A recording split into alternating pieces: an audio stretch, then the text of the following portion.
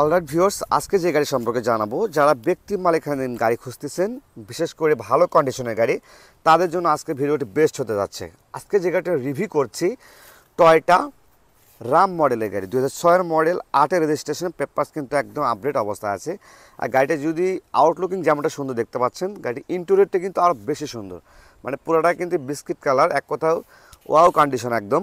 তো আমরা কথা নামবে গাড়িটির কী কন্ডিশন আছে সেটা জানবো, আর গাড়িটির যে মালিক আছে তার সাথে কথা বলবো। তো আসসালামু আলাইকুম ভাইয়া, কেমন আছেন? আলহামদুলিল্লাহ, ভালো আছেন না? জি তো আলহামদুলিল্লাহ। মূলত গাড়িটা কী অবস্থা আছে একটু বলবেন?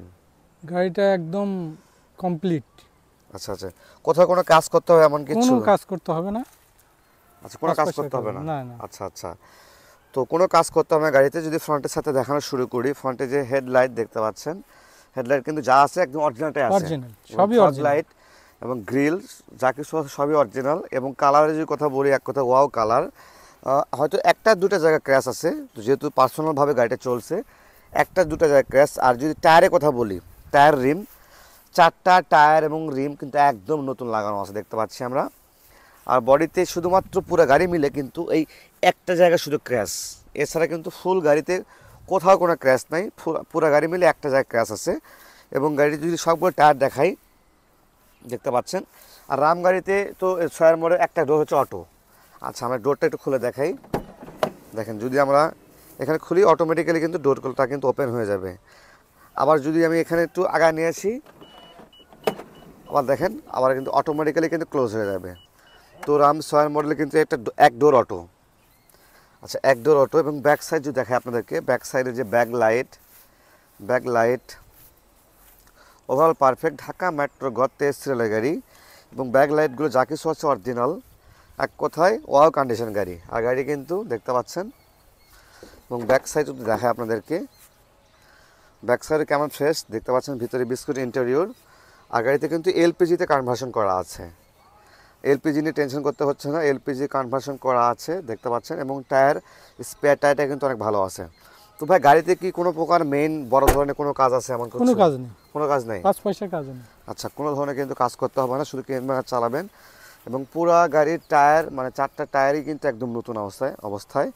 এবং ফুল বডি দেখেন, ওভারঅল কিন্তু পারফেক্ট অবস্থায় আছে। তো যদি আমরা একটু এই পাশে ড্রাইভিং সাইডটা দেখি, ফার্স্টে ডোরটা লক্ষ্য করছি, দেখছেন কেমনটা ফ্রেশ অবস্থায়। এবং ভেতরে স্টিয়ারিং এবং ড্যাশবোর্ড দেখতে পাচ্ছেন একদম নতুনের মতো দেখতে। এবং এসি কন্ডিশনটা কী অবস্থা ভাইয়া? AC perfect. আচ্ছা, এসি কিন্তু পারফেক্ট অবস্থা আছে। এবং ডিভিডি প্লেয়ার, এবং দেখতে পাচ্ছেন ভেতরে কতটা ফ্রেশ। এবং কিন্তু সিট কাভার, ভেতরে যেহেতু বিস্কিট কালার, তার সঙ্গে কিন্তু ম্যাচিং করে সিট কাভারও কিন্তু লাগানো আছে। এবং ব্যাক সাইড দেখেন কতটা সুন্দর, দেখায় আপনাদেরকে ভালো করে। আচ্ছা, ব্যাক সাইড দেখতে পাচ্ছেন একদম নতুনের মতো চকচকে, একদম দেখতে পাচ্ছেন একদম চকচকে। মানে এক কথায় ওভারঅল গাড়িটা কিন্তু পারফেক্ট অবস্থায় আছে। মনে করি যে কেনার পরে কোনো প্রকার কাজ করতে হবে না, কি জন্য আমি নিজেও অনেকটা ড্রাইভ করে আসলাম, দেখলাম যে একদম ওভারঅলই কিন্তু পারফেক্ট অবস্থায় আছে। এবং সাইড দিয়ে দেখতে পাচ্ছেন কোনো ধরনের অ্যাক্সিডেন্টের কিন্তু হিস্ট্রি মনে হয় গাড়িটা নেই, ওভারঅল কিন্তু পারফেক্ট অবস্থায় আছে। তো গাড়িটা আমরা এখন ইঞ্জিনটা দেখব, ইঞ্জিনের কী অবস্থা আছে। অলরাইট ভিউয়ার্স, এখন আমরা গাড়িটির ইঞ্জিনটা দেখতে পাচ্ছি। ফার্স্টে যদি আমি ইঞ্জিন সাইডটা লক্ষ্য করি, যে ভেতরে কালারের সঙ্গে যে ম্যাচিং করলে বোঝা যাচ্ছে যে গাড়িটার কালারটা কী অবস্থা আছে। যে ভেতরে কালারটা যদি দেখায় আপনাদেরকে, এই যে সাইড যে বারগুলো আছে, বারের যে কালারগুলো দেখতে পাচ্ছেন রেড কালার, এটা হচ্ছে অরিজিনাল কালার। তার মানে আমি ওভারঅলই বলতে পারি যে বডিতে যে কালার আছে একদম পারফেক্ট অবস্থা আছে, একদম অরিজিনালটা আছে। এবং সাইড দিয়ে কোনো প্রকার অ্যাক্সিডেন্টে কিন্তু হিস্ট্রি নেই দেখতে পাচ্ছি আমরা, কোনো ধরনের বড় ধরনের কোনো অ্যাক্সিডেন্ট হিস্ট্রি নাই। এবং সাইডগুলো লক্ষ্য করেন। এবং ইঞ্জিনটা দেখতে পাচ্ছি ভিভিটিআই 1500 সিসির কিন্তু ইঞ্জিন লাগানো আছে এটাতে। আর সবথেকে আরও একটি অ্যাডভান্টেজ পাচ্ছেন যে গাড়িটা কিন্তু 2 দিন হচ্ছে নতুন ব্যাটারি লাগানো হয়েছে দেখতে পাচ্ছেন। তার মানে গাড়ি কিন্তু ফুল 1 বছরে কিন্তু ব্যাটারিতে ওয়ারেন্টি পেয়ে যাচ্ছেন। তার ওভারঅলি বলতে পারি গাড়িটি ইন্টেরিয়র এক্সটেরিয়রটা যেমনটা ফ্রেশ দেখলাম, আমরা ইঞ্জিন সাইডটাও ঠিক সেম ফ্রেশ। দেখেন বোনারটা যে লক্ষ্য করেন, দেখতে পাচ্ছেন বোনারগুলো কিন্তু একদম ওভারঅলি কিন্তু পারফেক্ট অবস্থায় আছে। তো এক কথা বলতে পারি, গাড়িটা কেনার পরে আশা করি কোনো ধরনের কাজ করতে হবে না, সকল ধরনের কাজ কিন্তু কমপ্লিট করা আছে। যারা ফ্যামিলি ইউজের জন্য ভালো কন্ডিশনে গাড়ি খুঁজতেছেন, তারা সরাসরি যোগাযোগ করতে পারেন, কারণ অনেকটা রিজনেবল প্রাইসে কিন্তু পাবেন। ওকে, অলরাইট, আমরা গাড়িটা সকল কিছু জানলাম, গাড়ির ইন্টেরিয়র এক্সটেরিয়র সবই দেখলাম। এক কথায় ওভারঅল কিন্তু পারফেক্ট অবস্থায় আছে। তো এই অবস্থায় প্রাইস কেমন আসবে এটা জানবো। তো তার আগে আবারও জানিয়ে দিচ্ছি আপনাদেরকে 2006 মডেল, 8 রেজিস্ট্রেশন, পেপারস কিন্তু